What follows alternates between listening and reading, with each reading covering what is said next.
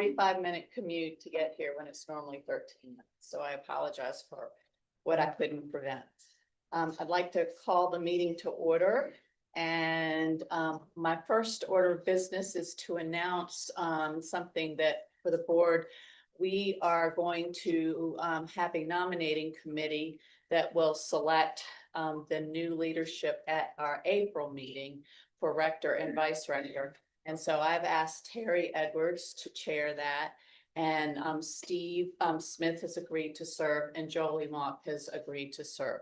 If you have any interest in those positions, if you will reach out to Terry and let her know of your desire, and then she and the committee will get to work.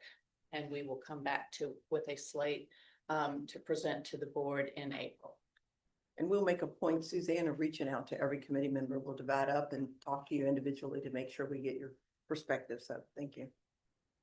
The next, thank you, Terry. The next item is the consent agenda, the approval of the minutes for November 14th. Is there any item that anyone wishes to remove from the consent agenda? Hearing none, I ask for a motion to approve the consent agenda. So moved. Second. All those in favor of approving the consent agenda signify by saying aye. Aye. Thank you very much. Next up, we have committee reports. And I will call on academic excellence, and I am calling on Jeff Bolander to present today because Nicole was unable to get here yesterday. Thank you, Madam Rector. The Academic Excellence Committee meeting on February 12th began with a welcome. I served as the chair in Nicole Naylor Wood's absence, followed by approval of the minutes. Provost Bob Colbert welcomed the committee, began the divisional update with the latest status of the faculty handbook revisions and progress on the core curriculum. He then provided the first of a two-part report on artificial intelligence and academic affairs. It focused on initial findings within the division, and the next meeting will hone in on challenges and possible paths forward. Key findings identified a gap in ethical and critical AI literacy for both faculty and students, and consensus that AI should augment and not replace human learning. Provost Colbert moderated a collaborative research comprised of 4 faculty-student pairs, 2 undergraduate and 2 doctoral. Students provided short summaries of their work, highlighting the practical experience gained through hands-on research. They also shared their motivation for collaborating with a faculty mentor. Faculty discussed the value of collaborating with students in their scholarly work, and the panel concluded with questions from the committee. We also had a research roundtable with the deans. 3 deans participated in a roundtable discussion focused on research, scholarship, and creative activity. Each dean described how these efforts are reflected within their colleges and disciplines, underscored the value of research for faculty and students, highlighted anticipated research opportunities, and discussed key challenges. The panel concluded with questions from the committee. We also received curriculum updates. Paula Maxwell, Associate Vice President for Curriculum, presented a curriculum proposal asking for the committee to reaffirm previously approved approval for a Bachelor of Arts and a BFA in dance. The original curriculum proposal was approved by the board in February 2025. After we began the SHEV review progress, changes in their policies altered the official timeline for proposal consideration. As a result, JMU, along with several other institutions, must have previously approved proposals reaffirmed. The Academic and Excellence Committee reaffirmed the original approval to be in compliance with the SHEV's new policies. Madam Rector, on motion from the committee, I move the full board reaffirm the approval of the new Bachelor of Arts in Dance and Bachelor of Fine Arts in Dance. Is there any discussion? Hearing none, all those in favor of approving the recommendation signify by saying aye. Aye. All those opposed? Thank you very much. Thank you, Madam Rector. The meeting adjourned at 2:29. Madam Rector, I move the report of the Academic Excellence Committee be accepted. Thank you. Is there a second? Second. Any discussion? All those in favor signify by saying aye. Aye. Thank you very much. Next up, we have athletics. Dave? Thank you. The meeting that yesterday, JMU teams have compiled a 94, 67, 11 cumulative record for a 578 winning percentage this academic year, which has been highlighted so far by volleyball claiming the Sun Belt regular season championship and football winning the East and Sun Belt championship game and earning a college football playoff berth as one of the 5 highest ranked conference champions. We'll hear more about that impact in the president's report. After the fall, we currently sit first in the Sun Belt's all sports rankings. Lacrosse is currently ranked number 21 nationally. A total of 152 student athletes were named to the president or dean's list in the fall, including 35 with perfect 4.0 GPAs.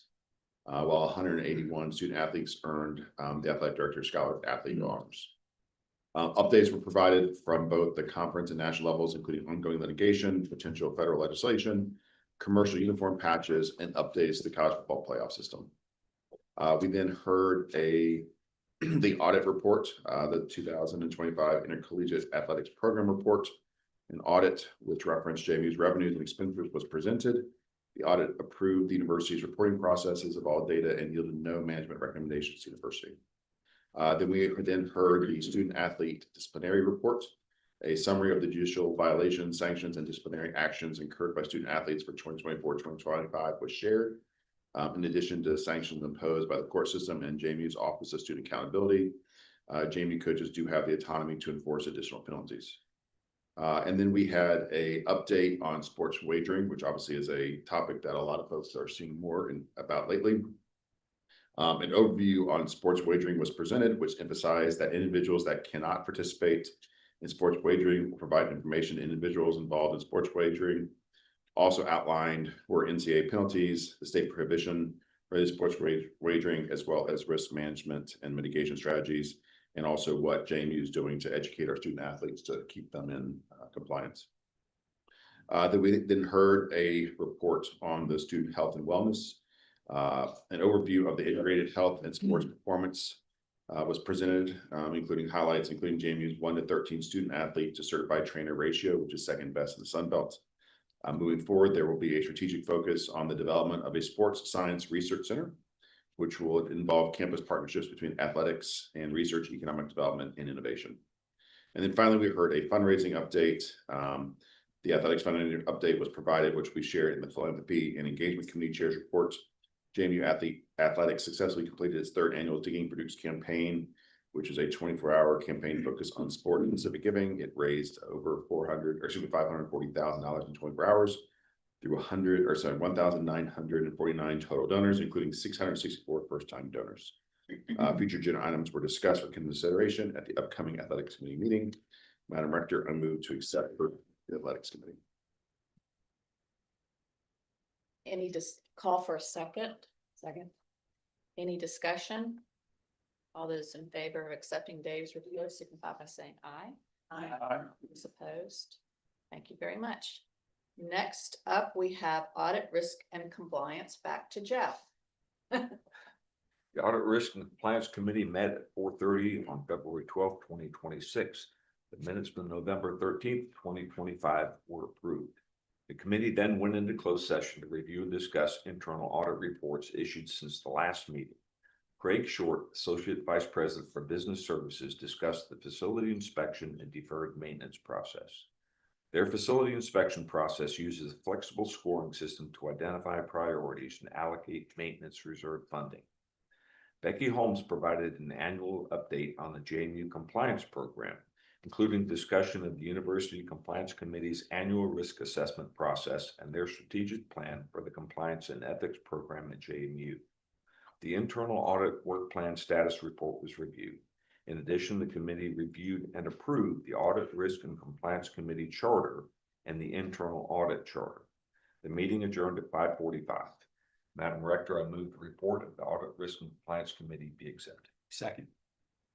Any discussion? All those in favor of accepting the audit committee report signify by saying aye. Aye. All those opposed? Thank you very much. We're moving right along. Next, we have a campus development work group report back to Dave. Madam Rector, the Campus Development Working Group discussed the following items at its meeting yesterday. The committee began by approving minutes from the previous meetings. President Schmidt then gave a brief update on how the strategic plan, master plan, and campus development plan will mutually inform one another. Together, they will produce ideas to be tested for feasibility in the next university's comprehensive campaign. Madam Rector, I move the report of the Campus Development Working Group be accepted. Second. Any discussion? All those in favor of accepting the report of the Campus Development Work Group signify by saying aye. Aye. Those opposed, thank you very much. Next up is Finance and Physical Development. Larry, we had a new chair for yesterday. Thank you, Madam Rector. The Finance and Physical Development Committee met on Thursday, February 12th, 2026. As Madam Rector indicated, I had the honor of chairing the meeting at the request of Chairman Smith, who had another commitment. The meeting was called to order at 1 p.m. and the only formal action taken was the acceptance of the meetings from the previous committee meeting held on November 13, 2025. The committee received the financial report given by Mark Angel. The review covered revenues and expenses through December 31st, 2025, all of which were in reasonable alignment with the budget, and no material changes to the budget have been made. The committee also reviewed the university's investment portfolio and its returns, and also reviewed December 31 balances on university's local fund operating accounts. Caitlin Reed and Diane Stamp presented to the committee an overview of the state budget process and timeline. They provided an update on Governor Youngkin's December 26 through 28 budget for higher education and a brief report on the status of institutional funding and the biennial budget request. Of note are a one-time bonus paid to state employees equal to 2% of their base pay on June 16th of this year, or 2026.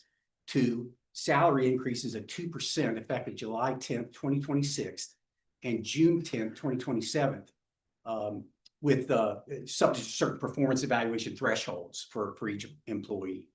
And 3, state healthcare cost increases of 13% in fiscal 27 and 5%, another 5% in fiscal 28. During the current General Assembly session, 2,523 bills have been filed, with 158 of those having potential impacts on higher education. The next major step in the process is crossover, which occurs on February 18th, with the budget report being released on Sunday, February 22nd. I believe that's the date. The budget process will, of course, continue through the conclusion of the 26th General Assembly. As a last item in our open section, the committee received an update on the status of re-engineering in Madison given by Robin Bryan. The update provided detailed the update detailed the progress thus far and upcoming milestones for the 10 projects comprising the initiative. Recent achievements include implementation of Okta, the university's new identity and access management system, the selection of Oracle for the HR and financial platform, with implementation having already begun, the implementation of Affinequest in constituent relationship management, CRM, to support fundraising and engagement for the engagement and philanthropy division, and CRM Cloud in support of a new communications model. The implementation of the new HR, finance, and budget applications is targeted for a July 2027 go live.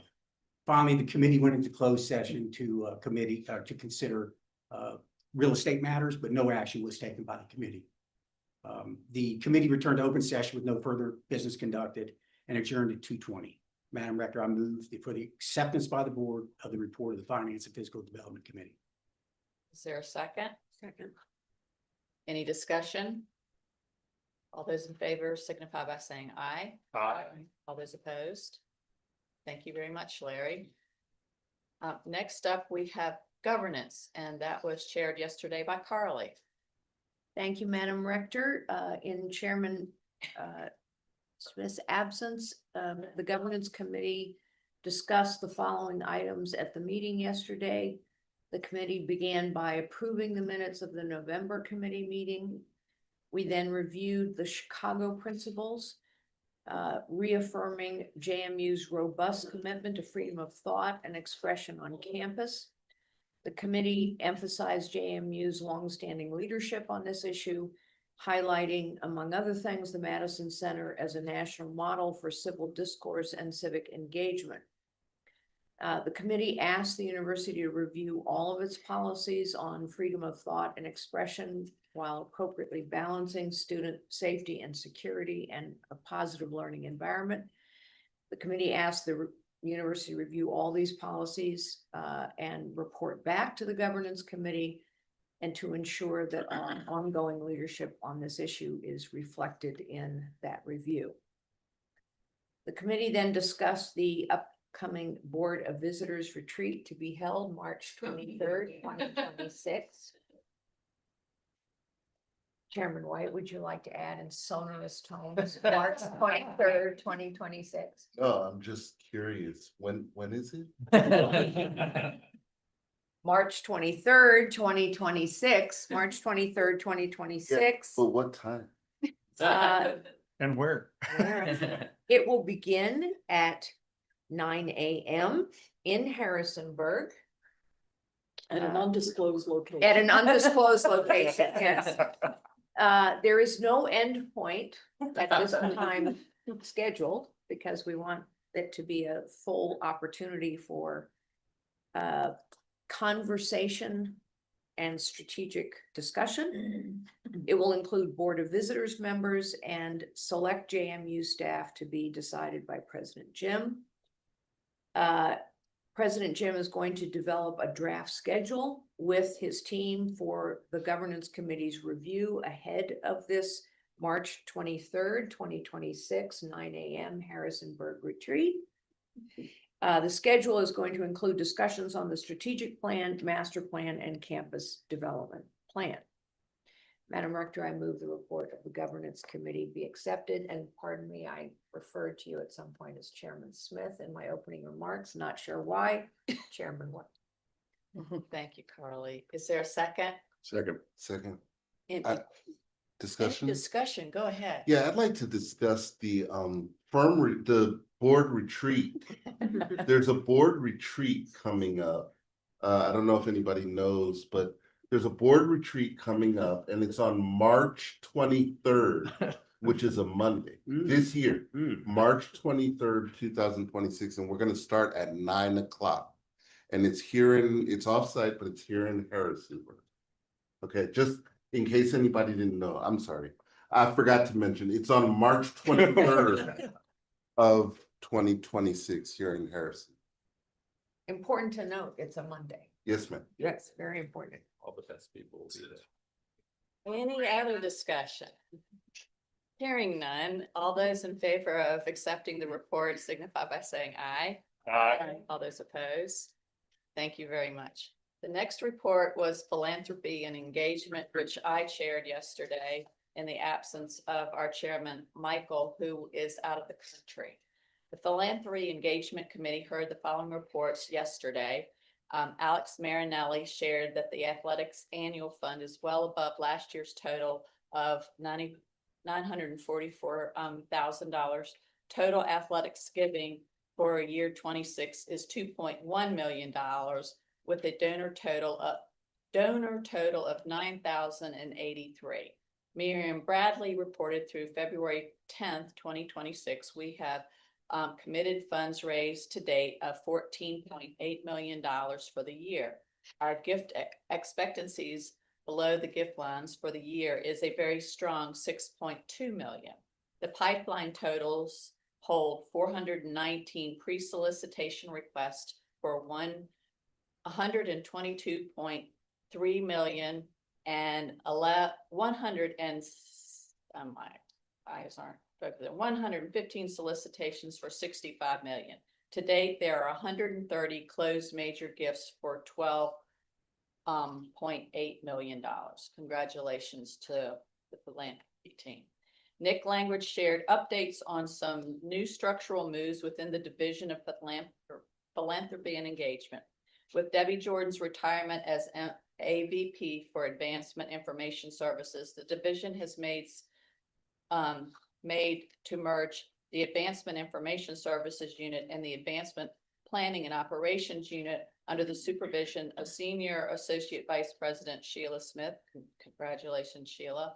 Karen Rishmat was named the new permanent Assistant Vice President for Constituent Engagement, former interim, so congratulations to Karen.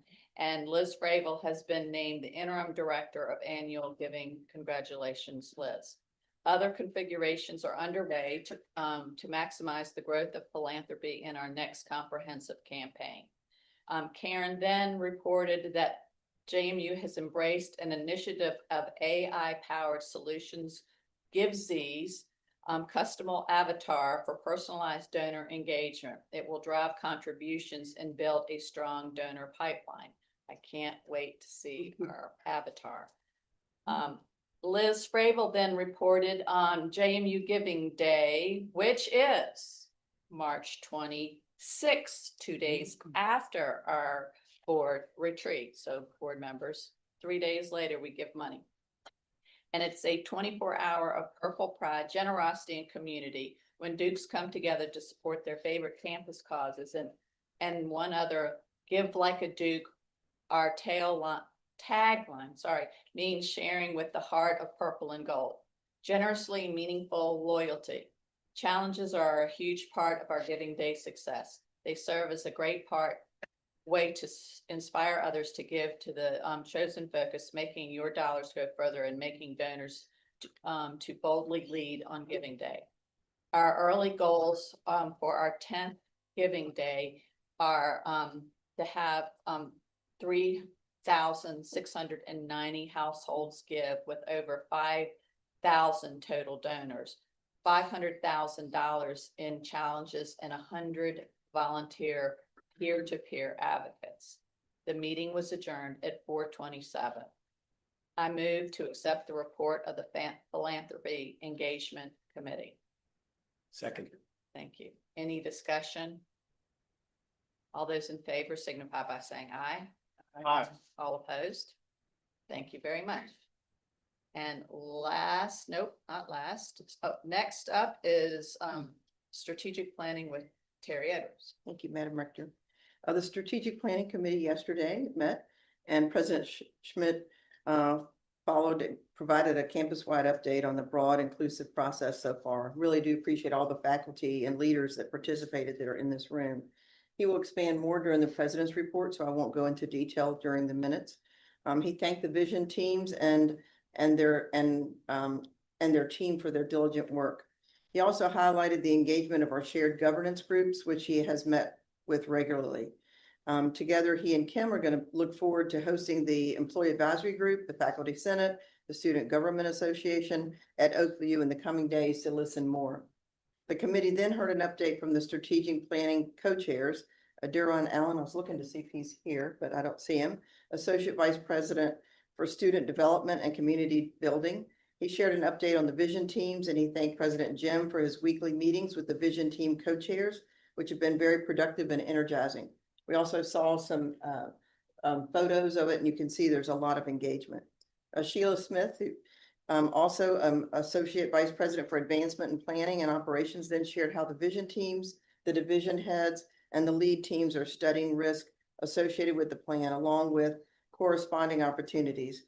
I know with Jeff being the chair of the Risk and Audit Committee, we did discuss risk, threats, and all of that will be incorporated into the overall plan. We also discussed metrics, or just a vision of what the possible metrics might be, just for some reaction, but they're too premature for us to reveal at this point. We talked about the mission and vision statement. You know, our accrediting body, SACSCOC, requires the board facilitate a regular review of the university's mission. We did discuss that, and we will discuss it most likely at the retreat on March 23rd, Jack. And the university's support for the university's mission statement. You know, really in the committee, we really felt like the mission statement was pretty solid, and we had some thoughts on the vision statement. It was developed under the previous strategic plan, and the board encouraged the university leadership to explore an updated vision statement that would reflect the emerging new strategic plan. The committee closed with a robust discussion of potential metrics as an exercise for future planning and goal setting. Madam Rector, now move the report of the strategic planning committee be accepted. Second. Any discussion? All those in favor of approving the strategic plan committee report signify by saying aye. Aye. All those opposed? Thank you very much. And now, Terry, will you finish up our reports Sure. with student affairs? All right, thank you. The Student Affairs Committee begins each meeting with recognizing a lot of the talent that we have around the university. And most of the time, we will invite those faculty or students to join the meeting and be recognized.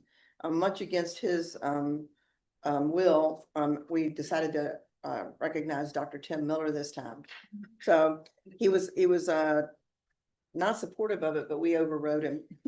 Dr. Miller was recently awarded, got an award from NASPA. He won the John Jones Outstanding Performance as a Senior Student Affairs Officer.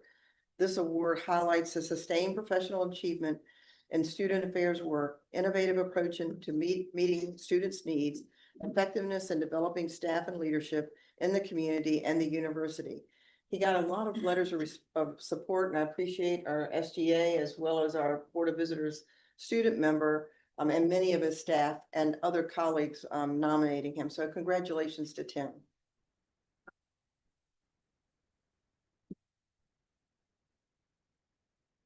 Many of you know that we do have a cartoon character of Madison that we're following all through her journey at James Madison. So we had a special cartoon character made for Tim to honor him. If anyone wants to see it, we'll maybe put it in the board minutes. It was much like that. So it was very nice. Dr. Miller provided an update on the state of the staff and the students at JMU. He highlighted the recent partnership activities as incident command systems training with emergency management, supporting the JMU athletics over the winter break with the CFP logistics and the housing needs, and staffing the admissions open houses. He provided an update on the student affairs strategic plan with key performance indicators for each dimension of the plan. He knows that speaks to me. You know, if we say we're going to do it, how are we doing it and how do we measure it? Highlights included the resident life perception study finding that 92% of the students are satisfied with their on-campus living experience and 99% of the students feel safe on campus. To want to make sure that your police force and all your security get that accolades there. That's pretty outstanding.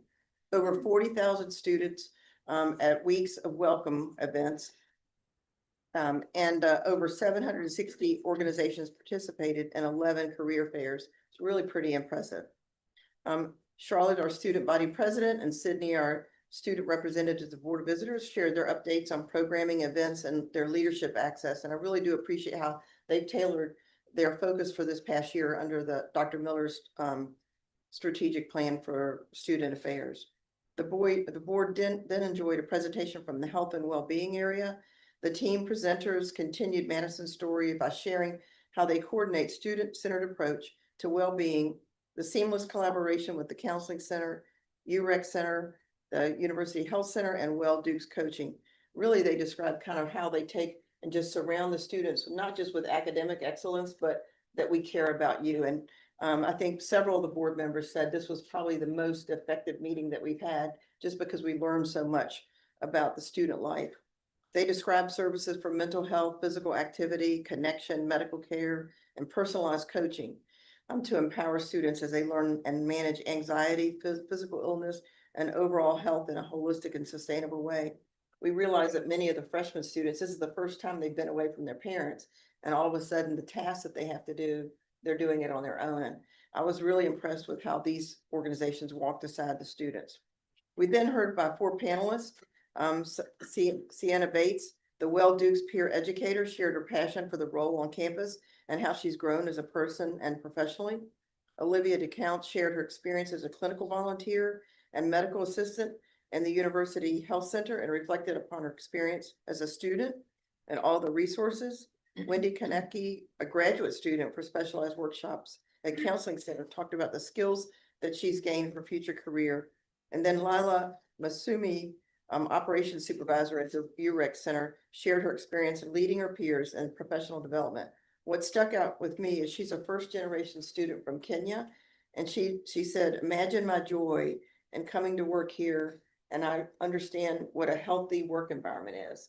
It wasn't just about the services they provided, but it was the teams that they had within that. I thought that that was really excellent. So, Madam Rector, I move the report of the Student Affairs Committee be accepted. Second. Any discussion? All those in favor of accepting the student affairs report signify by saying aye. All those opposed? Thank you very much. That concludes our committee reports. We have Kathy, who will give us our Faculty Senate update. Good morning. Faculty Senate would like to thank Tawana Moore and the Provost for the work to address salary compression and inversion recently, and we thank you for that. Senate has been working in an advisory capacity to the core curriculum committee as well as the faculty handbook revision committee, and we believe this has resulted in positive contributions to both efforts. Members of the shared governance implementation team have gathered data and are using it to drive conversations about shared governance at JMU. The data identifies areas of alignment and growth and data-driven insight to improve effectiveness. The shared governance implementation team and shared governance committee of the Faculty Senate are almost finished developing best practices for online voting in support of shared governance practices, especially at the unit levels.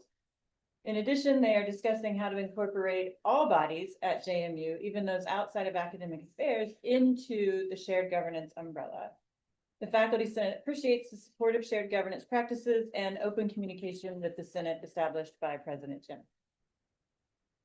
Faculty highlights, so the School of Communication Studies, first on my list. The following flyers are from an interdisciplinary project involving many SCOM faculty, encouraging students to use public transportation. You will see Tim Miller in the bus ad with it. I didn't have the actual flyers, so I printed them out so you can see the front and the back of both of these. And this is one of the student housing areas and how they can get around campus to their areas they need using public transportation. So you can feel free to look at those quickly. In kinesiology, the Morris and Bruce Center, housed in the College of Health and Behavioral Sciences, was selected as a host site for the ESPNW Global Sports Mentoring Program for the first time this past fall. Kinesiology Associate Professor Dr. Kathy McKay, Executive Director of the Morris and Bruce Center, Health Sciences Associate Professor Dr. Jill Lassiter, Associate Director of the Morris and Bruce Center, and Kinesiology Associate Professor Dr. Lori Gano Overway, Morris and Bruce Center faculty collaborator for the Global Sports Mentoring Program, coordinated the visit. The program is an initiative of the U.S. Department of State and the ESPNW that pairs emerging leaders from around the world with U.S. host organizations for a month-long mentorship. The program's mission is to foster cross-cultural collaboration and expand opportunities for women and girls through physical activity, sport, and leadership development. By joining mentor sites such as the NHL, NCAA, ESPN, and the Big East Conference, UConn, New Balance, and the Green Bay Packers, the Morris and Bruce Center honors its founding vision of ensuring that women and girls everywhere can lead, promote, and enjoy active, healthy lifestyles. The Global Sport Mentoring Program delegate, Jelena Pavicevic from Serbia, engaged in professional development, networking, and hands-on learning, while also sharing valuable global perspectives. She spoke with 3 academic classes while here and enjoyed time with JMU coaches, faculty, and students, and helped craft an action plan focused on building global connections through sport. Doctors Tom Moran in kinesiology and Sarah Snyder in educational foundations and exceptionalities received a 5-year interdisciplinary training grant from the U.S. Department of Education, Office of Special Education Programs. The E3 Training Academy will recruit, educate, equip, and empower, which are the 3 E's, graduate scholars across disciplines of physical education, adapted physical education, special education, and applied behavioral analysis to improve the provision of services to students with disabilities, high-intensity needs. These federally recognized Office of Special Education Program scholars will leave the academy highly prepared. In addition to their coursework, each engages in K-12 school and community-based apprenticeships, receives mentorship from parents of students with disabilities, and participates in an interdisciplinary learning community with educators and service providers across the town. Thank you. Thank you, Kathy, very much. Appreciate that. Next up, we have, the student representative, Sydney Stafford, who will give her student report. Hello, everyone. Happy first board meeting of the spring semester. Can't believe I'm almost halfway done with my term. I want to begin by highlighting some of my recent work within the presidential transition, educating students and supporting students in alignment with the Student Affairs Strategic Plan. Regarding our presidential transition with students, President Jim and I will pick up our monthly meetings next week, which will continue up until graduation in May. I also hope to work closely with Office of the President on inauguration events catered specifically to our students. Additionally, I've been educating and informing students on board functions in which I have been meeting regularly with students interested in this role. I will also be speaking at the Admitted Students Open House, formerly known as Choices, in which I plan to highlight this role and the support offered by a student leader in this position. I mentioned yesterday that I was recently asked to serve as the student representative on the Guarantees Vision team, where I will work with the other team members to examine 2 promises made to JMU students regarding employment and employer guarantees. I'm excited about the work we'll be able to accomplish by the end of this semester. Alongside my 3 main goals for this year, I've worked to establish strong relationships with student representatives at other universities. We have met almost monthly to discuss campus initiatives, difficulties, success stories, recent legislation, and so much more. In addition to the conference that JMU hosted back in November, Virginia Tech will be hosting a student rep conference for reps and their predecessors in April to continue these relationships for the next year of student leaders. The goal is for JMU to host a conference every November and for other universities to alternate hosting a conference in the spring. During my time as student rep, having a group of like-minded, passionate leaders that share similar experiences has been extremely rewarding and valuable. I'm excited that we get to pass these connections on to the next student representative. Earlier this week, I attended our student advocacy days with the Student Government Association. As a group, we met with about 80 legislators and focused on 3 key priorities: college affordability, student success, and student representation. We discussed bills related to minimum wage, tuition freezes, expanding dual enrollment opportunities, and student representation on the Board of Visitors. As many of you know, there are a few bills floating around that would grant the student representative to the board a vote. There are some caveats in this legislation that would change how this role is selected, ultimately removing the student's ability to elect the representative. I wanted to share that while we are absolutely in favor of giving students a vote, we are not willing to lose that electoral process that makes us as a university so unique. There are some Senate bills that we were open to discussing as their language provided more autonomy to the schools in terms of selection methodology. I'm excited to share that our conversations with legislators were very productive and very meaningful, especially as we navigated the ever-changing language of legislation during session. As we look forward to the rest of this semester, we have many important events and initiatives that help uplift the student experience. We have alternative spring breaks quickly approaching, where students can volunteer with their peers in many different states. Our career fair, where we will welcome over 100 employers to campus, is coming up next week.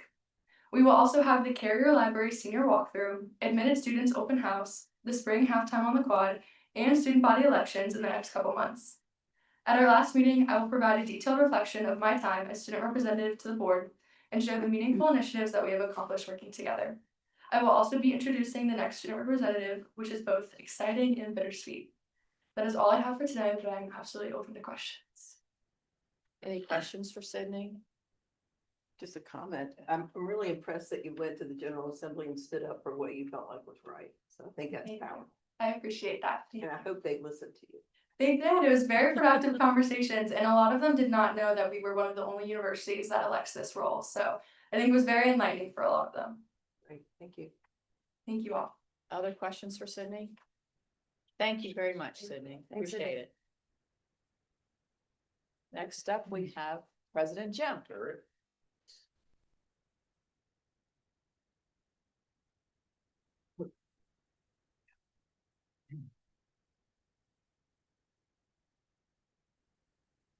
I will echo that the students are always the most listened to advocates for higher education with their capital. Had an opportunity to bump into a number of them both for this past week and then going up for other special activities. And just a little caution, because I started doing that when I was a freshman. I ended up standing where I am right now. It has been an exciting period for James Madison University. We continue to receive national recognition that reflects creativity, commitment, and excellence of our faculty, staff, and students. JMU received 5 Council for Advancement of Supportive Education awards, recognizing outstanding work in advancement, alumni engagement, communications, and marketing. These recognitions reflect how we tell JMU's story and how effectively we connect with our communities through our efforts like Duke's First Day and Giving Day. We are also honored with the Community Choice Award from Food Allergy Research and Education, recognizing our leadership in food allergy awareness and student support. I want to add, this is one of the primary interests of students. You'll see all of these areas within our cafeterias are heavily used, and it really says a lot that we're being proactive with it. JMU also earned the 2026 Carnegie Community Engagement Classification. Carnegie sets a lot of different standards. You know, it's how you move from R1 to R2, etc. They've got a series of special recognitions. I'm really proud that JMU first received this recognition in 2010 and was among the very first in the country to receive this recognition. There are 8 institutions in the Commonwealth that have this recognition, and only 277 nationally have earned the designation, underscoring JMU's national leadership and engagement and public impact. As we celebrate this recognition, we're also investing deeply in that work that strengthens civic learning and dialogue nationwide. We were awarded a $2.72 million grant from the U.S. Department of Education to expand our Better Conversations Together Civil Discourse Initiative. This investment builds on a prior $2.1 million federal award and positions JMU as one of only 16 institutions nationwide and the only one in Virginia to receive this level of support. The goal of this work is to scale the program nationally, engaging 40 universities and more than 30,000 students, while further establishing JMU as a leader in civic learning and dialogue. As this national work expands, we're also continuing to shape the future of the university through our strategic planning process. And I want to tee up a short video before I continue into my report, just highlighting the heavy engagement that our leadership team has pulled together at the campus. I want to give a special shout out to the search committee. Yeah, we're still searching. The strategic planning committee. They've done yeoman's work, and this video will highlight the different levels of community involvement we've had. What can we do that is truly daring? What are those conversations about our future? And how do we explore even more adventurous ways to propel JMU forward? This year, we can map out a new pathway that is less traveled and unique to us, to leave the status quo and our status quo competitors behind as we reinvent the future. The strategic planning process really kicked off early in the fall, and we've been kind of moving quickly since then. The first phase was a listening phase, and that really entailed the president trying to be everywhere all at once to hear what people had to say, and for people to hear from him about his leadership style, the way he thinks about the university, and the way he thinks about charting a path for the future. One of the key priorities is making sure that the process is really inclusive. We had a series of idea forums dedicated to creating spaces for people who love JMU to share what they see as our current strengths and how we can build on those as we look to the future. And so it's been really exciting to be able to open up the process more in the second phase and to bring more people in from across the community to say, okay, if these are the pillars, now let's get into the weeds a little bit more and say, how are we going to do that? How are we going to build these outstanding educational experiences?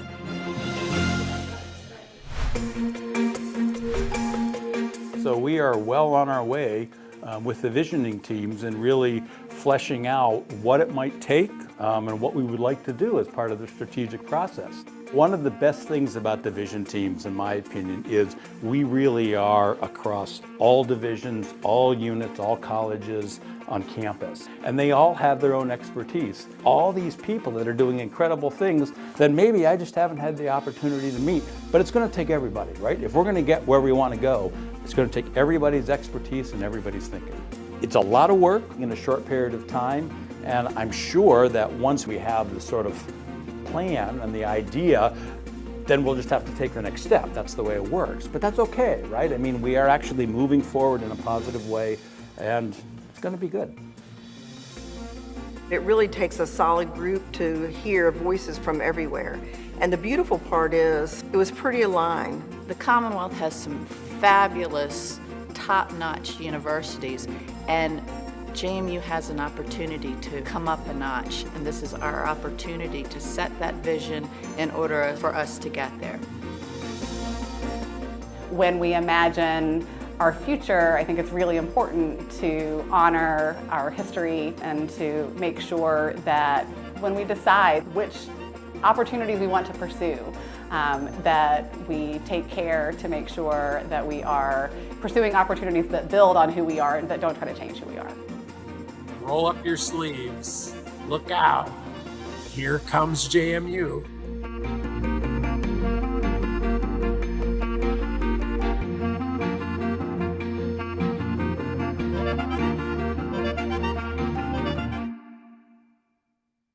The strategic planning process continues to move forward with strong momentum and broad engagement. Our vision teams are actively developing strategies and exploring the feasibility of ideas within the draft plan. This week, we hosted a campus-wide engagement event inviting faculty, staff, and students to interact directly, one-on-one and in groups with members of the vision teams to provide feedback and to get their questions answered. We've also met with campus governance and advisory groups, scheduled 3 upcoming town hall meetings, and we invite members of the Board of Visitors to engage and be involved with that as well. And we've launched a campus-wide survey to gather additional reactions and insights from the campus.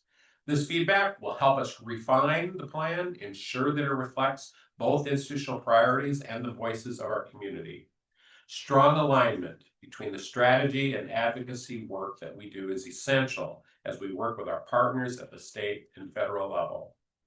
We've also welcomed campus participants in the BR2 JMU co-admission program, strengthening pathways from the Shenandoah Valley for students to begin at Blue Ridge Community College and then transition seamlessly to JMU. I've had a chance to meet with the young people moving through that program and the president of Blue Ridge Community College, and they are excited and committed to becoming Dukes and fully engaged in our community. We continue to advance JMU's priorities also through active engagement at both the state and federal levels. This includes advancing a $120 million bipartisan legislative package this year, supporting the CHBS building expansion, nursing program growth, as well as carrier library operations and maintenance fees. I'm very appreciative to our local legislators, as well as Dukes that we have serving in the legislature, as well as a lot of Dukes working for other legislators. It's going to take this village to move these over the finish line this year, but we remain doggedly committed and persistent in our advocacy. We've also engaged in high-level meetings across the board with top House and Senate appropriations leadership, earned Senate recognition for advancing higher education and business collaboration, and met all of the legislative deadlines. And so we're moving in the right direction. We now await House and Senate budget determination later this month. We've also had a chance to meet with many of the new cabinet secretaries and the Spanberger administration, including those we might not traditionally meet with, to take a look at where there might be intersections. How can JMU be of service to the Commonwealth in ways maybe we haven't in the past? These relationships also support our broader outreach in the Commonwealth and have been quite productive. Over the last several months, I've also been deeply engaged in our meetings with alumni, donors, and partners across the country. I've completed more than 40 presidential engagements across 6 states and Washington, D.C., strengthening JMU's visibility, deepening partnerships, and reinforcing our statewide impact. These conversations have built trust, surfaced shared priorities, and reinforced the strong sense of confidence people have in JMU's direction. Building on that momentum, we've launched a comprehensive campaign planning task force, starting by engaging 6 long-term donor families to help us inform the draft strategic plan and to shape preparations for the university's next capital campaign. We've been constantly testing different ideas that we're discussing in the strategic plan, seeing if there's a willingness and a passion around these goals to see if we can begin to tee these things up for the eventual philanthropic support that will be absolutely essential to realizing the vision for 2040. I've also had the opportunity to connect with alumni, donors, and partners across the Commonwealth on a more broad basis. Just to give you some idea, I've met with 225 individuals during 176 separate meetings. That's kind of stunning even to me, and I know I've been on the road a lot. But that's a lot of one-on-one or one-on-two kinds of conversations with individuals and couples, and spoke to more than 1,400 attendees at 12 different presidential tour events this fall. We also hosted a virtual tour event that had more than 700 participants. So we're getting the word out. We're beginning to build that momentum, trying to test ideas, and people know that we'll be coming back now and asking for their support to help us realize our vision. These conversations continue to reinforce the pride people feel in JMU and their enthusiasm for helping to shape the future. That momentum is also reflected in the extraordinary achievements of our student athletes. It has been a historic season for JMU athletics. Of course, our football program qualified for the college football playoff for the first time of any Sun Belt Conference team, and for the first time have Virginia team in the CFP. We've earned the number 12 seed, winning our first conference championship, and we finished 19th in the final AP Top 25 poll. These accomplishments mark our first FBS ending season ranking and our 3rd national ranking in 4 seasons, reflecting sustained excellence and leadership. Because of our college football playoff appearances, this is new information and pretty exciting. JMU has experienced an exceptionally strong national and global reach. What happened on the field translated into an extraordinary visibility for our university. We're going to say some numbers, just let them soak in. Through media coverage alone of just our games, JMU generated an estimated $300 million in advertising value equivalency. And I had Tawana, Melinda, and her team really go back through those numbers, that these were not some inflated numbers. This is hardcore value. This does not include all of the mentions for the national championship JMU Bloomington campus. I'm teasing. We're all grateful for Indiana's great success, because not only at that game, but many of the other CFP games, if you watch them, they talked about the 2 teams on the field, and then they talked about JMU. So all of those mentions, whether they're trash talking us or not, people know about JMU. They know that we're mentioned in the same breath as the word excellence and success. And those are great words to be associated with. In addition, we reached a cumulative audience of 31.2 billion worldwide, with 4.4 million viewers tuning into the most watched game in JMU football history. The momentum continued across other platforms, with 10,400 media mentions, elevating JMU's national profile, including 32 million Instagram views, 22.7 million impressions on X, up 444%, and a record-breaking, server-breaking web traffic in December. This was more than a postseason appearance. This was more than about football. It was a transformational moment for JMU's brand and national presence. And a big congratulations to the marketing communications team for making sure we took full advantage of that success, that we had some fun with some of the imagery and things that we may have pushed out or maybe even leaked out onto social media. It was in good fun and a great way to build community for JMU across the Commonwealth, the country, and as we found out, across the globe. But beyond football, JMU continues to lead across athletics. We're currently leading in the Sun Belt Bubba Cup standings, which ranks overall standings of all fall sports, which is true success. Really did go across almost all the fall sports.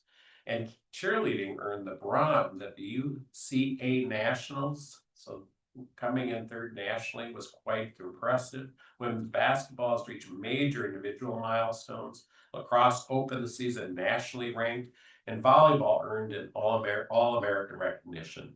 These achievements reflect the dedication of our student athletes, coaches, and staff, and continue to elevate JMU's national reputation. Looking ahead, we're building on this momentum with clear focus on long-term priorities. Interest in JMU remains strong. For fall of 2026, so far, we've received more than 44,000 total applications. Our applicant pool reflects geographic and global range with students from all 50 states and over 100 countries. The application deadline is March 1st, so we look forward to welcoming the next class of future Dukes. So congratulations to Melinda and her team on continuing to make sure we're in front of our prospective students. As we look ahead, we remain focused on advancing long-term institutional priorities. The strategic plan will serve as the foundation for launching our next comprehensive campaign with a quiet phase beginning this summer. We're also reimagining the center of the campus experience, advancing a student housing strategy to house at least half of our students on campus, and envisioning a high-density residential and student life destination that strengthens engagement and belonging and other important student outcomes.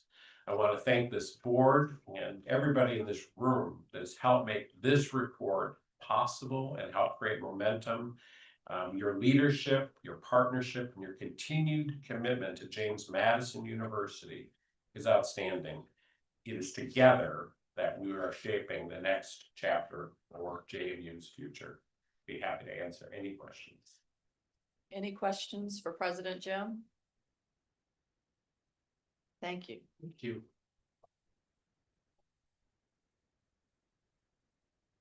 Next. Yes, I'd just like to say I may or may not have broken some copyright. I may be in violation because no one was airing the game in New Zealand. And I had to use some sketchy sources to watch the game. Well, thank you for taking us to New Zealand. Yeah, we were there, we were loud. There's a lot of purple. I had to explain all the purple. Very good. Next up, we have our student success at JMU. And I'd like to call on Bethany Blackstone, Rudy Molina, Paul Mabry, and Chris Oram. And David Kirkpatrick.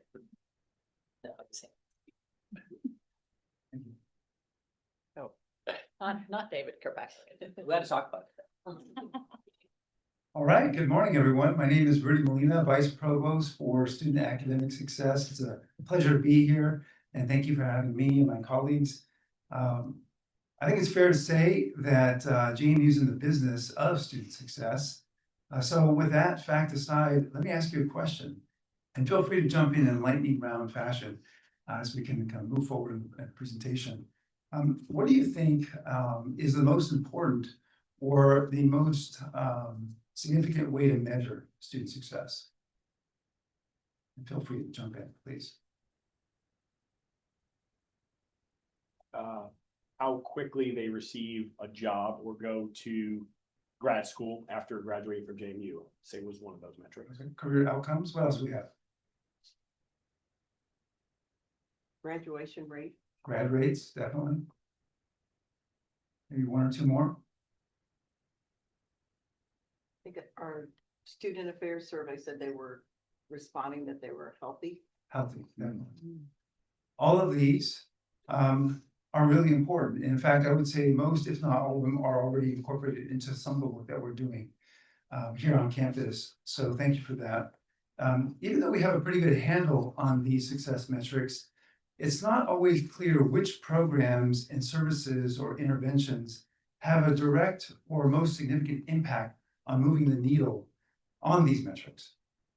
The great thing about JMU is that we have a long history and understanding of how to build programs and services. So we have an array of supports across campus, and for quite some time, these have been built up.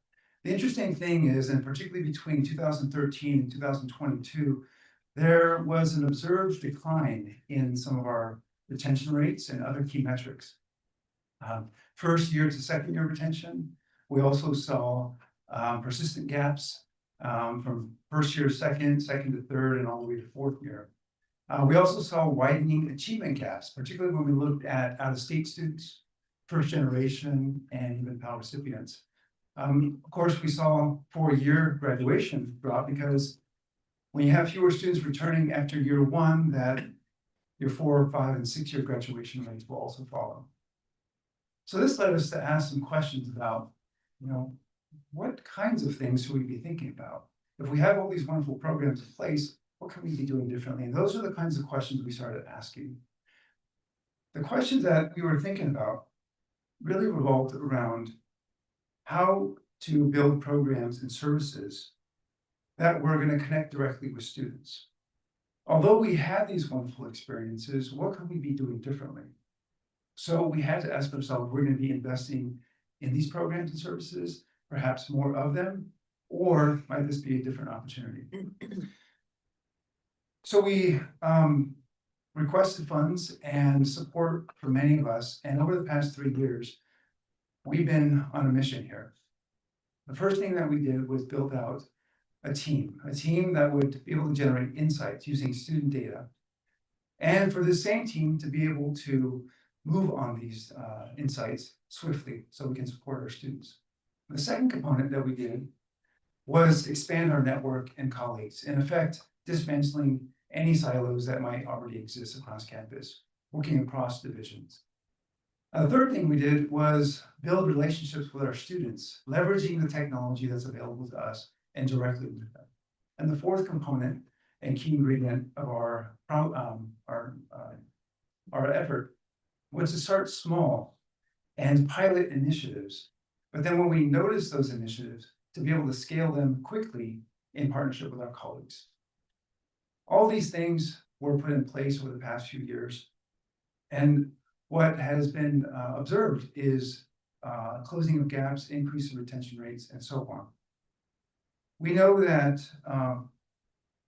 even though we have these success metrics that have been already in place and we're seeing progress, that JMU has been described not only by our students, but also by our alums and even our faculty, that JMU is a place of personal connection. And we heard that a moment ago.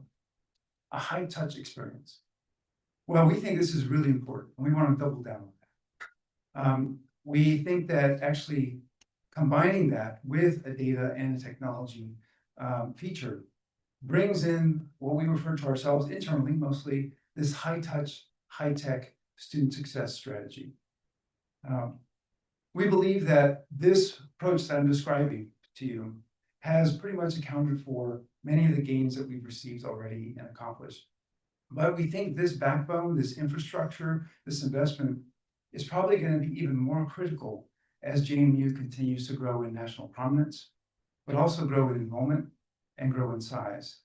And a small group of us were recognized for this work recently, and I think it's two things are important to note, that we would not have been able to accomplish some of these achievements if it were not for the partnerships that we've and the willing colleagues across campus to do this work. And many of you are in this room, so thank you for that support, and many of you are watching. But I think it's also important to note that we probably wouldn't have achieved these gains if it were not for the leadership and focus of Dr. Paul Mabry and his work, who's coming up next. I also want to note and congratulate him on his recent promotion as Associate Vice Provost. So congratulations, Paul, and please take it away. Thank you.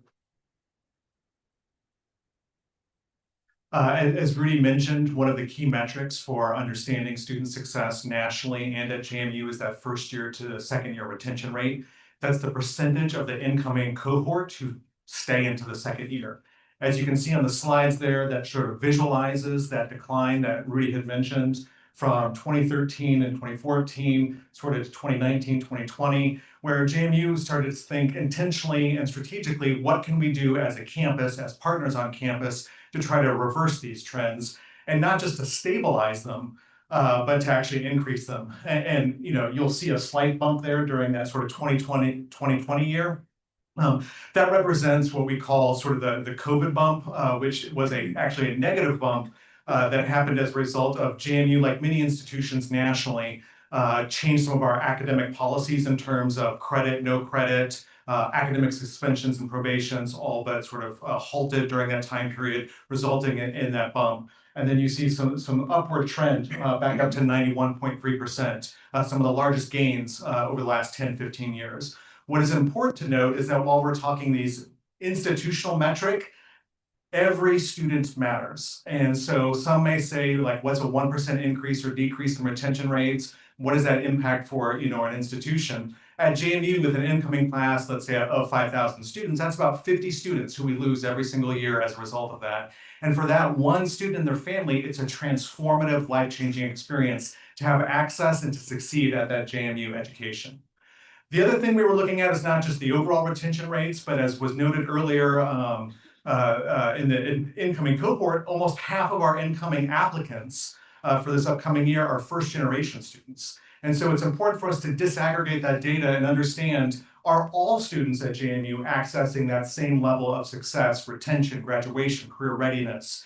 And so we show sort of on the left-hand side of the screen, you can see there's a sort of overall gap between that overall retention rate and the purple line. And then as we're moving over time and some of these efforts have started to gain momentum and the collaboration's building, those gaps are closing. So the gaps start around maybe 4 or 5%. And then as are currently, some of those gaps are only 1 to 2% between first generation students, transfer students, and our Pell eligible student population. Well, we're just going to highlight 2 initiatives out of an assortment, a toolbox of things that have happened on campus that really represent the approach that Dr. Molina shared, that sort of high-tech, high-touch approach that as JMU grows, how do we make sure it stays that small campus feel that contributes to student success? Early on in the process, we did a lot of research at JMU, beyond JMU, to understand what is contributing to student success and what is contributing to students withdrawing from JMU. And we focused on 4 different sort of buckets: well-being, sense of belonging, academic support, and basic needs. And through that launched several campaigns: phone call campaigns, text campaigns, and email campaigns. And today we're going to focus on the text campaigns. It started out, like many projects at JMU, as a pilot. We were like, okay, we're gonna use our newish technology, and we're gonna email students with our new technology, email, with this survey, and with a small survey of only 10 items, and check in on them and see how they're doing. Well, no surprise, a very low response rate. Quickly, the next response was, let's not email again, let's text them, right? And so we texted them, and we started with 1 dorm. We worked with the Office of Residence Life and said, which is a dorm that you think might benefit from some additional check-in? They identified 1 hall in particular, and through that year, we then texted them 1 question. It was an overwhelming success. We then the next year went to 2 dorms. And then after that, we went to all incoming first-year students and all new transfer students. And then after that, it was like word got around and partners were like, hey, can we collaborate with you? We brought into study abroad, right? Our students who are beyond the JMU campus. And are working with the graduate school now to work with graduate students on that texting campaign. Here's a sample of what it looks like. And this really represents our framework, which is data-informed, action-oriented, and asset-based communication. And so you can see we're not just pushing information to students, we're trying to check in, how are you doing, and make it easy for those students. You don't have to write a novel, though some students do with their texting, but they will just give us a 1, 2, or 3. That allows us to individually support that student one-on-one, but it also allows us to aggregate trends that are happening across the campus. For example, one semester when we sent out our living environment text, we found that there was one dorm in particular where students were struggling with their transition and more conflict was happening. We immediately reached out to our Dean of Students, Partners in Offices of Residence Life, and brought an intervention to that dorm for those students to improve that living environment for those students. We also developed an AI-based tool that colleagues across the nation and internationally are using to help echo that sort of asset-based positive communication.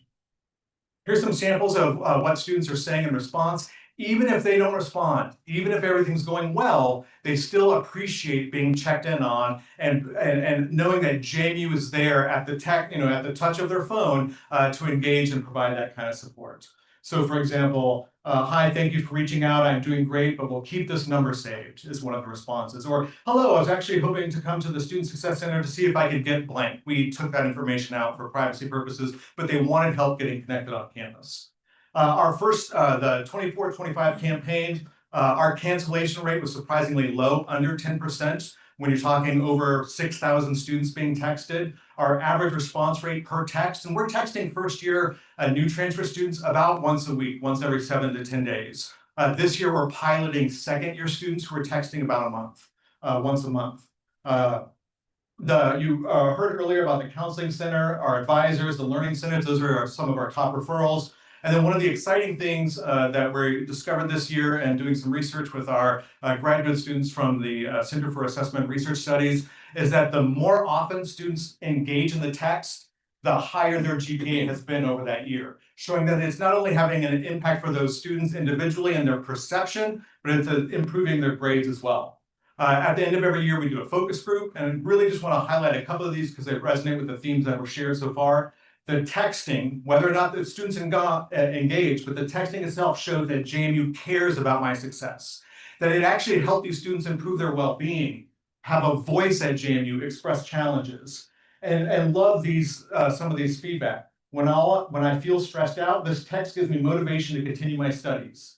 I like that they were a real person, not automated. One of the things that we discovered early on that a number of our students were not engaging because they thought we were a bot. They thought we were AI.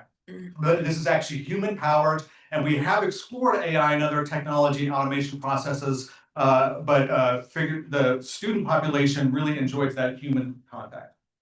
The second strategy are our success seminars. This is based off of best practices around the country, first year seminars, where we piloted what has already existed in some departments on campus, but not all students had access to these. We also, that's for incoming students, developed a seminar collaboratively with our colleagues in student affairs, academic affairs, and access and enrollment to pilot a student success seminar for those students who are struggling academically on suspension probation, built off the model out of CHBS that Dr. Kevin Apple helped kickstart. And then this semester, actually piloting a transition seminar. You all know that last fall was the first time we had students starting abroad. But that transition back to JMU and into the college environment can be a struggle. Some data from this fall semester. Students pre-post survey found that it increases their institutional commitment to JMU, their sense of belonging, persistence, and importantly, their self-efficacy, their ability to say, I can handle this, I can do something, I can advocate for myself, and also their coping skills. This is data shown from our pilot across 3 seminars last spring. On the left-hand side of the screen, you'll see the entering GPA of the students in the fall 24 term, around a 1.5 GPA that landed students on suspension probation. Of the students who completed the seminar, a huge jump to over 2.6 on average their GPA. The students who are in that same boat who did not participate in the seminar, their GPA increased slightly to 1.9, still below that 2.0 threshold. And we'll turn it over to Dr. Chris Orm to talk about longitudinal outcomes. Yeah, so retention is really the foundation for getting students to one of those other student success outcomes, which is graduation rate. Right, our goal is to get them across the stage, hand them the diploma, and then obviously get them out into the world to do great things. And so this is one way, obviously, when we look at our graduation rates, just looking at the percent of students who start at JMU and then graduate within 4 years, which is the purple line, and then our 6-year rate, which is the gold line. But this rate doesn't really tell the whole story of student success, right? What we're really interested in is the quality of their education, or how satisfied were they, or how valuable did they feel like their degree was as a component of that story. And so one of the ways we've done that is to try to build up a data ecosystem to where we're able to get a high percentage of our students to be able to provide that information at the time of graduation. A relatively recent initiative that my office, which is Planning, Analytics, and Institutional Research, has partnered with our Center for Assessment and Research Studies, University Events, the Registrar's Office, and most recently with University Career Center, to develop this Senior Compass, which is a non-credit course that all graduating students, when they apply for graduation, are enrolled in automatically. And throughout the course of their last semester, they complete 2 assignments, a learning assessment, as well as a survey. They're also given a lot of information about commencement, things of that nature. So it's not just we're not just asking them for information, we're also giving them information to help make that last semester a success. We saw in our first year a 99% completion rate. Happy to talk more about that, but for the purpose of this, I want you to know this has given us information about pretty much every student who walks across that stage in the semester. And we're able to collect information on student experiences, satisfaction, perceptions, things of that nature. Just a few things that you might be interested in.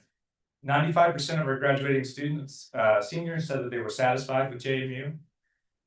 90% felt like they were a member of the JMU community. So student involvement, student engagement, sense of belonging, those are key outcomes that we're really interested in. 92% felt that JMU provides a welcoming environment for all students. 96%, this is key, right? This is really important in today's environment. 96% agreed that obtaining their degree was worth it. And 65% rated the value of their education as high. Now, why in the world would I end with that one, right? David asked me that question when he was reviewing the slides. What do you think this is nationally? I asked this because we have some national data to compare. What do you think the national average is? Very similarly worded question. 40s. Yeah, 40s. Yeah, very close. Yeah, 39%. So I share this, and if you add in like the students who felt like it was moderate, it's well over 90%. But I share that because this is a key indicator of how we compare nationally in this age where the value of education, higher education, is often questioned, and we're doing quite well compared to the national data. So satisfaction, sense of belonging, those are all really important things and great for us to know that we're doing a great job on. Part of the other thing that we ask about and get information on is the percent of students who are participating in these high impact practices. And I know that many of us have heard this term. We asked about a number of them. These are 3 of the key ones, in particular as it relates to our strategic planning efforts. But you can see that 35% of our graduating seniors said that they did undergraduate research, 22% said that they studied abroad, and 81% said that they participated in work-based learning. I put an asterisk there because one of the things that is really important to me in my work, overseeing institutional research and analytics, is definitions, right, and metrics. I'm looking at you, Madam Vice Rector. Metrics are really important. And so as we're thinking about how do we define success, what is important to us? Is it about just students saying that? So this 81% is students who said that they participated in an internship or clinicals or student teaching. But at JMU, we spent a lot of time focused on work-based learning and understanding what is important to us in a work-based learning experience. And some of the things that we think are important is that it's a supervised experience, that there's some level of supervision or mentorship, that there's some technical or some field-related work that is gained from that. That it is, I knew this was going to happen. I should have written it down because now I'm trying to go through those elements of the definition. That it is done in an experience outside of the classroom setting. And that there is some level of reflection or assessment that's involved in that. So we asked some of those questions as well, and then are able to parse out kind of the students who actually did all of those elements. And when we look at that, it actually drops to about 47%. And so as we think about strategic planning and where we are and what our focus is in this area, it's really important to us that we not just consider the self-reported, did I do this experience, but what's the quality of that experience? And so at this point, I'm going to turn it over to Dr. Bethany Blackstone to tie us back to the strategic plan. Thanks to my colleagues for sharing so much about what we're doing at JMU. It's really affirming to know that the things that we think about JMU and that sound right to us about who we are and what parents say and what students say about their experiences is reflected in the data and is reflected in, and that we can move the needles on the things that we care about with these interventions. So you've seen today that at JMU, we want to take a comprehensive approach to student success. So on the one hand, we have targeted retention initiatives like the texting campaigns and seminars to ensure that students receive timely support and don't fall through the cracks. And that work is essential. At the same time, student success is also shaped by the quality and depth of the educational experiences students have while they're here. So at JMU, close student-faculty engagement, community-connected learning, and applied and interdisciplinary experiences are defining features of our institutional identity. And the strategic plan gives us an opportunity to build on those strengths as we expand access to these experiences. As Dr. Oram shared, approximately 35% of graduating seniors report participating in undergraduate research, and large proportions engage in work-based learning experiences. Those are strong participation rates, and they show momentum, but also opportunity to continue to expand access. And expanding access to those experiences supports persistence, strengthens belonging, and improves postgraduate outcomes. In that sense, retention initiatives and educational design aren't separate strategies, they're aligned parts of a coherent model for student success. And so as we get into more of the strategic planning process and we prioritize student success, we'll want to see sort of this tackled from both angles. So what metrics are we pursuing? How are we measuring success at the sort of institution level? And then what are we looking at sort of a little deeper down under the hood at the individual strategies that we're pursuing? So we want to build on our institutional strengths. The president has said often, and those of us facilitating conversations around strategic planning say that at the end, people should see JMU's current strengths and identity reflected in the strategic plan. It would be bizarre for a strategic plan to take us in totally different directions. And we want to expand access to experiences that support student success, and not just in a way that we can check a checkbox to say that all students have this experience, but to really be attentive to what makes these experiences high impact practices. And that doesn't mean we don't want all students to have experiences. That means that we want all students to have the deep, rich, excellent versions of these high impact practices so that JMU can continue to build its reputation as a national model that people can look to for how we can implement these experiences and provide opportunity and access to those experiences for large numbers of students on our campus.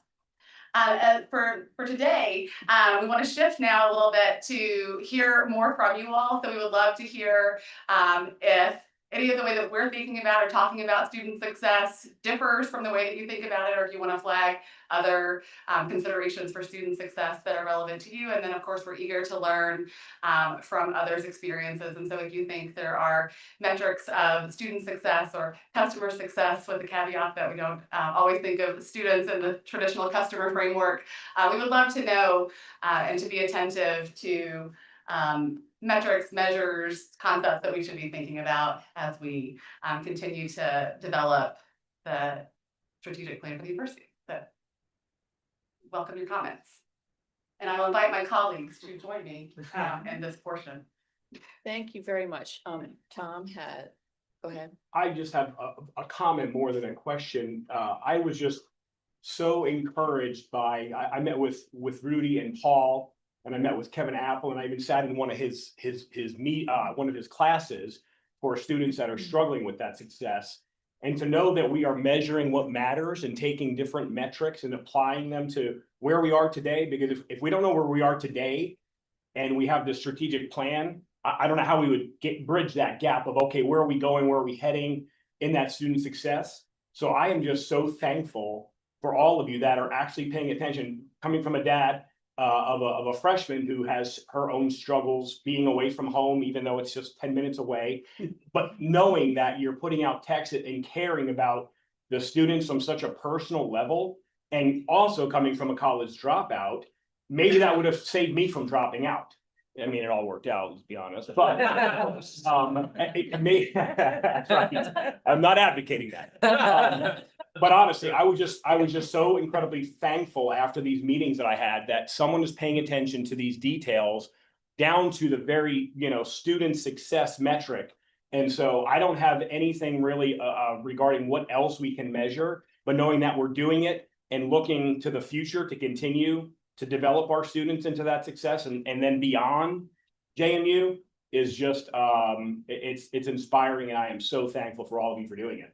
Honestly, it's great. Thank you so much. Tom, your comment reminds me of something the provost highlighted yesterday, is that we often tout appropriately the importance of the faculty-student connections at JMU. But there are also a lot of people who are working in less visible roles who are essential to supporting student success. So I like to say that we are all student success facilitators, even if we're not in the front of the classroom. Yeah.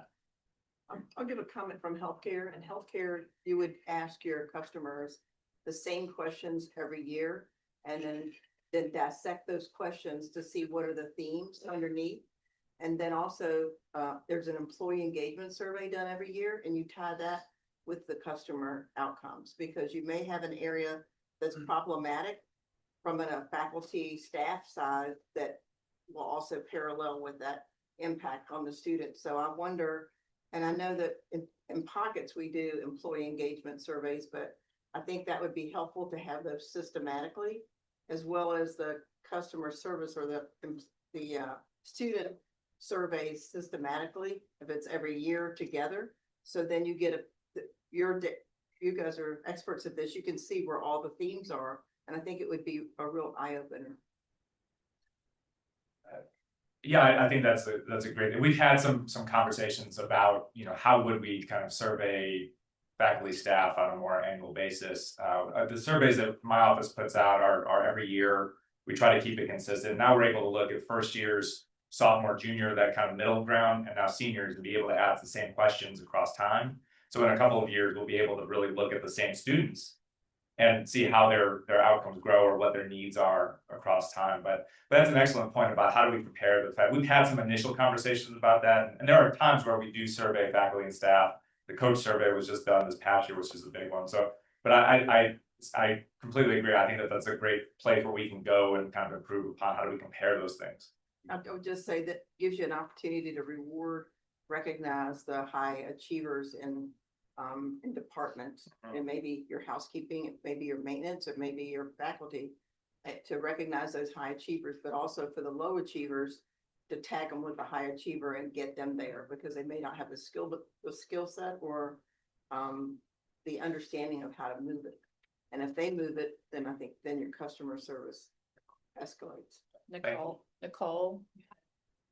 Yeah, a question, and maybe this isn't the right, it's not in your area, because I think you guys are really looking from, a 30,000-foot view as well, but I'm just curious, what is implemented to encourage the students who land in that lower section, 1.9 or whatever, to put them in the danger zone? What is used to encourage them to take the program?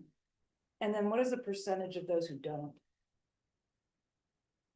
So our colleague in academic student services oversees this area that handles the communication with students and the tracking of students on suspension probation. That's the specific population you're talking about, correct? Over the years, we have transitioned and in working with that office from encouraging students to do these things to now requiring students to do these things, and expanding the range of things that are offered. So for example, it used to be that you had to do some peer mentoring workshops if you're 0.5 GPA and below. Well, after the success of these pilots, it is now you have to take the seminars as a result of being on suspension probation.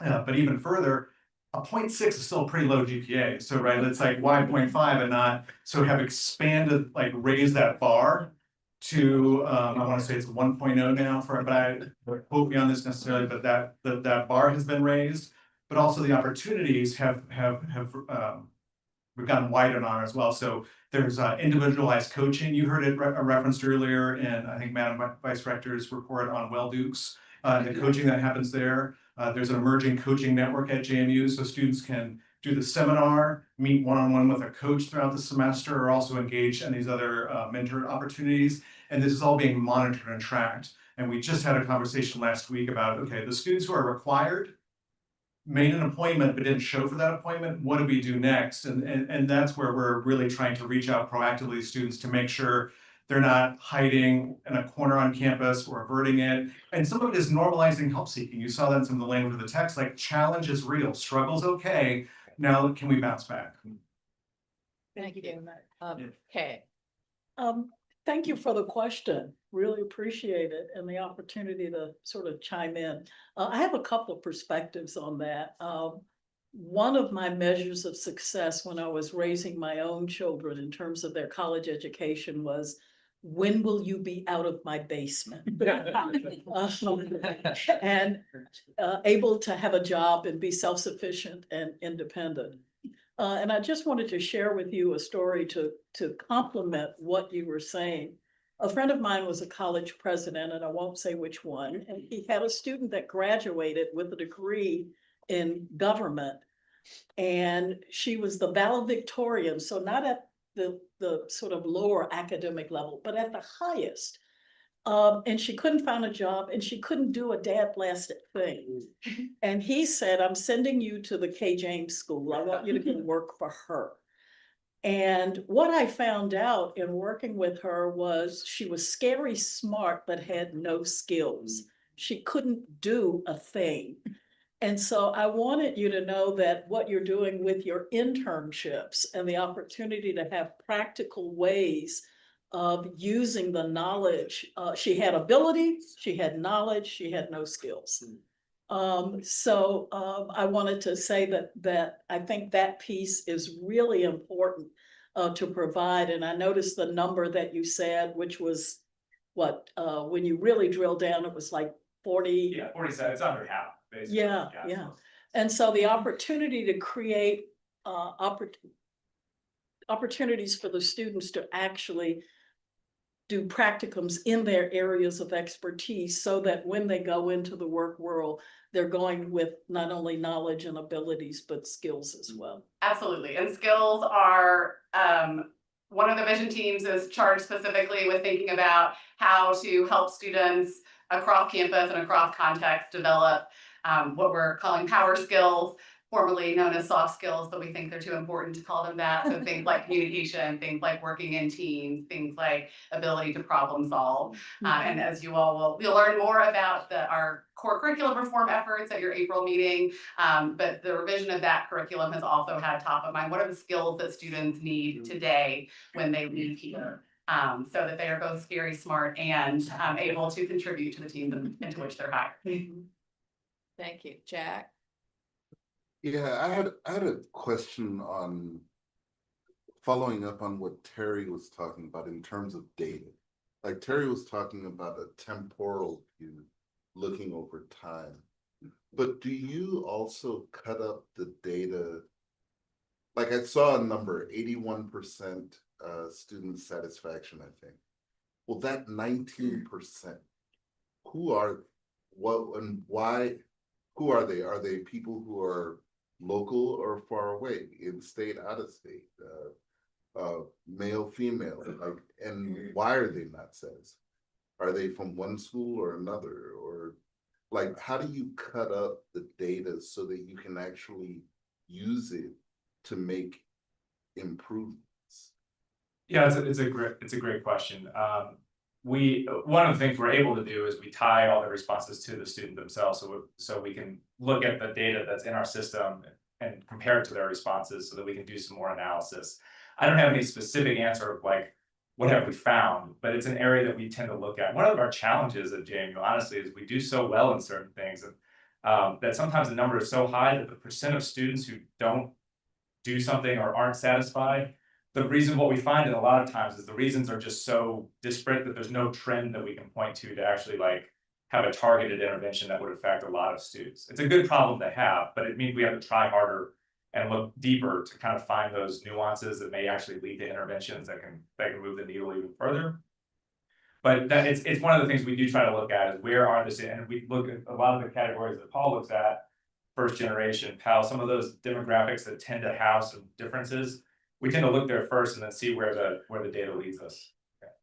And just two real quick examples. For example, one of the things that we found over the last couple of years was out-of-state students. And so Dr. Rudy Molina convened a group, to your point on using that data, are looking at why are out-of-state students from what area, what's going on, can we create profiles of these students, how can we better reach those students? We just had some focus groups yesterday with out-of-state student in order to better understand from their perspective. So again, trying to understand it from an institutional data perspective, but to then bridge or join that data with student voice and student data. The other piece is to move away from just demographic data, right, to understand these populations. So how are we understanding their engagement online through Canvas, which is the learning management system, to student life engagement, to swipes at the University Recreation Center, to the clubs and organizations. So in terms of this data environment, not just across time, but to really get a rich 360 view of that student as ethical and appropriate to use that data to then improve their success and institutional success. But importantly, to not just put it on the student, to recognize that institutionally, we have things we have to do as well to remove barriers. Steve. Well, I'm gonna, first I wanna make a compliment to JMU in general, because I think one of the things that makes me smile the most when I hear the responses that come back from a lot of our students is how they feel about JMU and the personal feelings that they have towards the university. And I'm gonna relate that back to what I do for a living. I've been a grocer for, 40 some years. And, grocery is not a really desirable thing that people like to do in their life, go to the grocery store. I think we rank right above running the vacuum cleaner in a survey. So one of the goals we used in our company is to help build an experiential experience with our customers, to build a relationship. And I'll give you an example. We obviously have a department that handles customer complaints, customer feedback. And you can imagine being in a business with 19,000 teammates, not all of them perfect, I might add, that we get our fair share of feedback, and we try and direct that to the department or the supervisor or the vice president that may be in charge of that company. But the one thing I found, and I learned this back when I was an operator, is I follow up with a lot of the complaints, the comments that our customers make personally. And I'll do probably a dozen or more every week as the president and CEO of our company, just to make sure that they were satisfied. And the one thing that if I ever hear out of a customer's mouth when they're fussing at me a little bit about what happened, their bad experience or whatever, is when they say my store or my food city. I know there's not a problem I can't fix, because when they have that relationship that they feel like it's personal to them, it's their store. You can fix any problem in the world. And I just think when people feel that strong to JMU, you got a lot of opportunity with this university to continue to do great things. Just one other comment. That's really powerful, because it's a fundamental aspect of the work that we're doing is that relation building, as we mentioned earlier. To put a finer point on Mr. White's comment about breaking down that 19%. I had a conversation recently with Bob, and I'm pretty sure President Schmidt was involved in that other related conversation, which is that same methodology that Paul just described about breaking down that 19% is actually part of the learning experience that we're going through right now as an institution, is how to do that, how to have the infrastructure to do that, but also the people power to be able to do that. So we can apply that same methodology to understanding that 8%. We're at 92%. How do we find out that 8% and who those students are? And so we can, if you can see how we can do that for satisfaction at 19%, how we can do that for 8% at retention, and we keep on doing that, all the different metrics that we're using.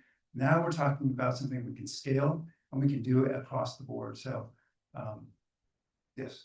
I'm more familiar with from the engineering field, and work-based learning is unbelievably valuable in that area. And I can imagine that you go through the disciplines, that value is going to go up and down. How do you identify what is the quality work-based learning? You're going to go out to industry, faculty, I mean, to me, that'd be the most difficult thing. You gotta know first is what is the quality of work-based learning for the various disciplines?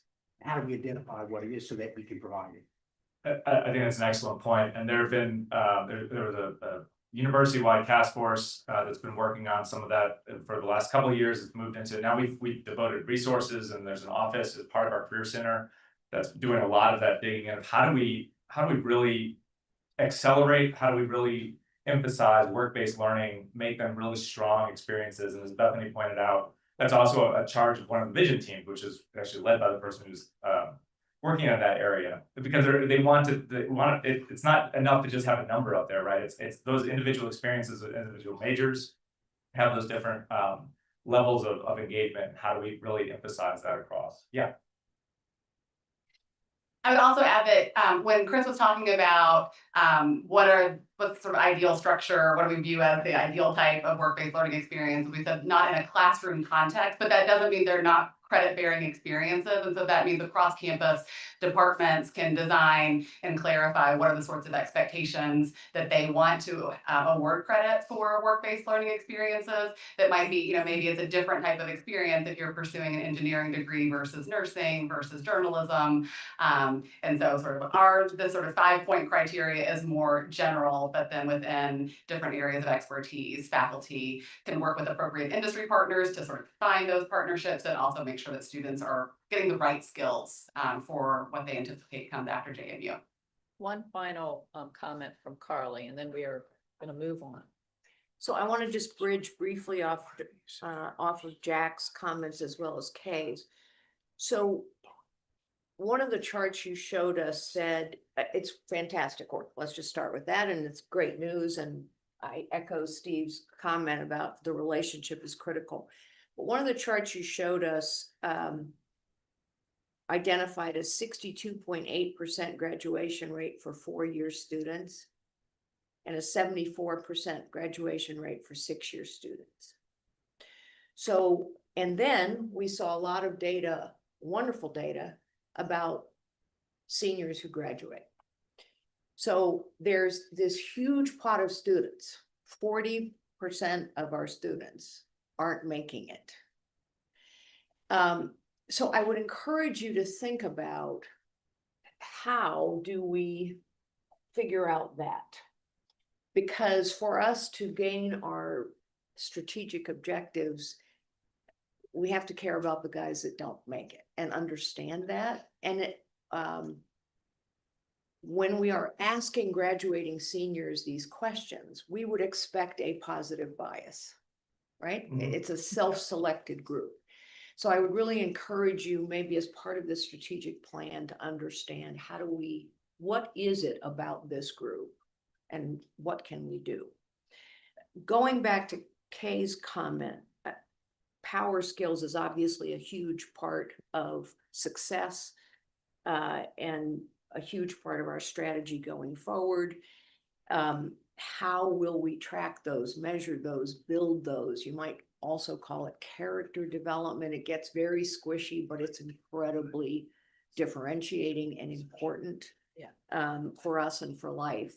Yes. I want to add one that I think we have to think about. It may not be the exact right word, but I think resilience is incredibly important. And a lot of what you see is a lot of what I see as an employer over many years in many different fields is what separates people who tend to succeed over time and keep going from those who don't is not their skill. It's not their intellect. It's not, can I solve a problem? It's that when they face a setback, they crumble. And if they face 2 or 3 or 4 setbacks, they give up. And the people who tend to move on and keep going. And that resilience, we've talked about the delicate nature of some of our students. They haven't been without their parents. I don't need to say more, but we got to figure out how to build resilience, grit. Don't give up, keep going. You don't always get what you want.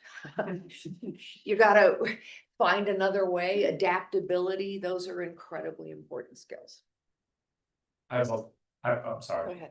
Well, I was just, I have a lot I could say on that, but I'm not for the sake of time, so.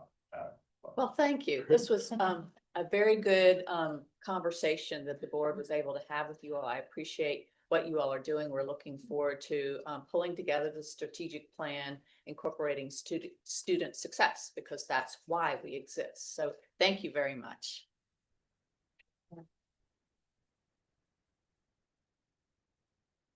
I'd now like to call Terry to take us into closed session, please.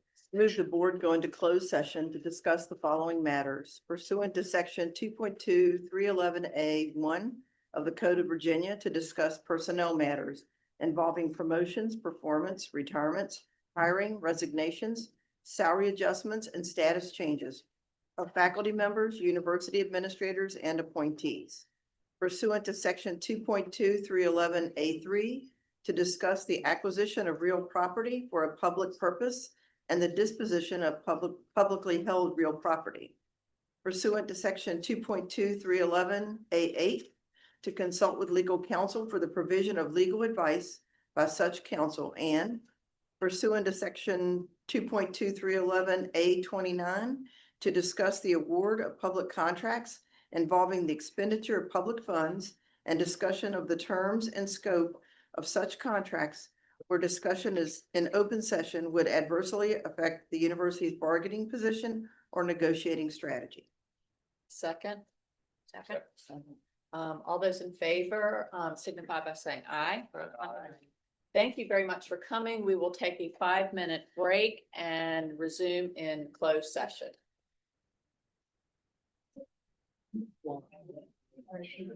Yes, that's not a work based on. Yeah, because I've never heard of it. You talked in here about. No, even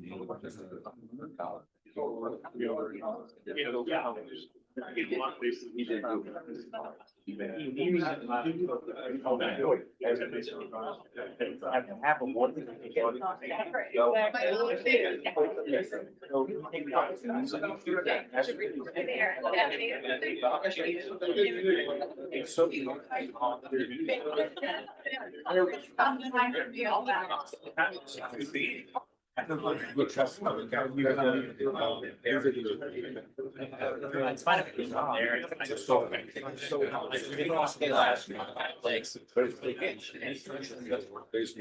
Maybe they.